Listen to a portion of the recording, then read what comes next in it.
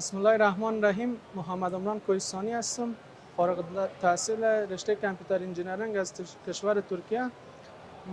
نام کمپانی ما به نام شفاف اپ است که خدمات ما خدمات تادیاتی است و پرداخت‌های الکترونیکی و در جریان چند روزه که در نمایشگاه بودیم، نمایشگاه مخابرات و تکنولوژی معلوماتی، ما دستاوردهای بسیار خوبی داشتیم. با کمپانی‌های دیگه تفاهم‌نامه‌های داشتیم و همین نمایشگاه راهی است به سوی افغانستان مترقی و موفق و امیدوار هستیم که از این نمایشگاه ها دوباره دایر شود.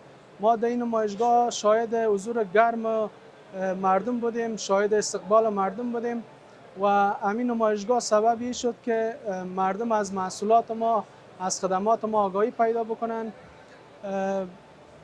پیشنهاد ما به وزارت مخابراتی است که در آینده دوباره شاهد این رقم نمایشگاه باشیم و در جریان این 5 روز نمایشگاه محصولات خود را بر شرکت‌های همجوار خود معرفی کردیم و روز سوم نمایشگاه بود که یک کنفرانس بی تو بی هم بود که در اونجا شرکت‌ها با هم قراردادها و تفاهم‌نامه‌ها امضا کردند. در کل از نمایشگاه راضی هستیم و امیدوار هستیم که این نمایشگاه دوباره دایر شود.